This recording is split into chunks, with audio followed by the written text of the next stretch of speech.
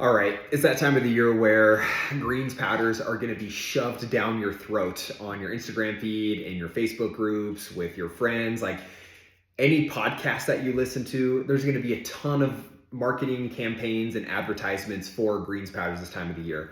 AG1 in particular, I think Athletic Greens spends more than like $1 million or $1.5 million on advertisements per month. And that excludes things like paid partnerships and podcast promotions and just advertisements that you might see kind of like floating around from your favorite influencers. So it's going to be everywhere. It already is everywhere. And it wouldn't surprise me that after you watch this video, you get an Athletic Greens supplement advertisement. But one thing that we have to remember is that these Athletic Greens, these green supplements, they're kind of being marketed as this one thing fixes all, right? They're talking about immunity, they're talking about energy, they're talking about mental clarity, they're talking about gut health, they're talking about inflammation, they're talking about a ton of things that are really big buzzwords that are going to get you to buy and invest into their product. Now, am I somebody that's against greens powders at all costs? Not necessarily. Like, do I think they're bad for anybody? For most people, the answer is no. Like, they can have some benefit. Now, if we were to make a little list on the reasons why we eat fruits, why we eat vegetables, why we eat different plants, that list would probably consist of: we get nutrients from them, we get fiber from them, and we also get satiety benefits, like how full you feel during that meal, after a meal, and it can help you eat less over the course of the day. Now, if we look at greens powders, they only give you one of those things. They give you nutrients or micronutrients.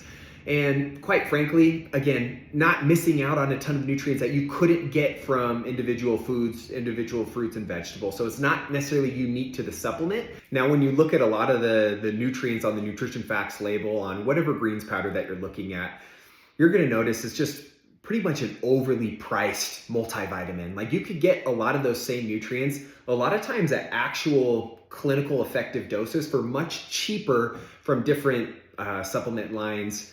Thorne or Legion have really good multivitamins that a lot of people could take for a quarter of the price and save that extra money that they're spending on a greens powder for actually spending on food.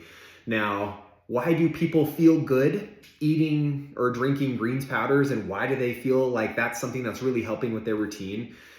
It's not to say that the drink isn't doing anything, but a lot of times it's the other things you start doing when you start taking a greens drink. For example, like somebody who starts taking AG1 in the morning and they start to build that into their morning routine, man, you waking up, you getting your Athletic Greens, you putting your creatine, you taking your vitamins, like that's a lot of health promoting behaviors, right? Compared to somebody who usually wakes up stressed, who hit snooze too many times on their alarm, and they're rushing out the door and they're grabbing a cup of coffee and they're just drinking 200 milligrams of caffeine to start the day. It's like, yeah, no shit if you have the Athletic Greens and you have 20 ounces of water and you have other supplements. It's like, those are things in addition to the greens powder that are going to make you feel better going into the start of your day. It's just people who take a greens powder are likely to have more health-seeking, health-promoting behaviors around that habit and later on in the course of the day. Again, if you show me somebody who starts taking Athletic Greens in the morning, I'll also show you somebody that is starting to give a shit a little bit more about their health and fitness. Maybe they're working out more, maybe they're going on more walks, maybe they're getting more water, maybe they're drinking less alcohol, maybe they're meal prepping more, maybe they're fasting, maybe they're eating less processed junk, maybe they're not going out to dinner as often, maybe they're saying no to desserts a little bit more often. It's like, and for all these reasons, like, yeah, if Athletic Greens or a greens powder can maybe help somebody make these decisions, like, yeah, maybe it is worth that investment for you. But again, at the end of the day, it's going to be an overly priced multivitamin that, quite frankly, not all of you need.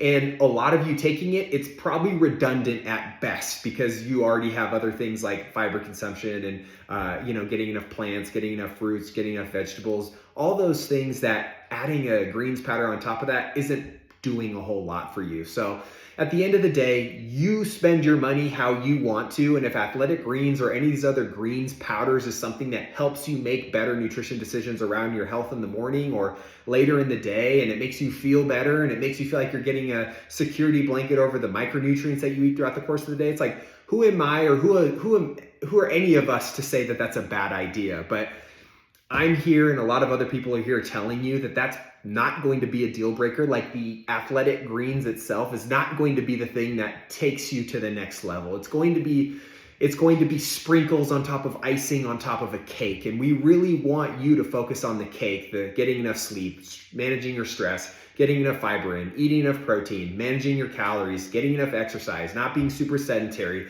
All the things that you know you need to do to be a healthy person, Athletic Greens is not necessarily going to do that for you.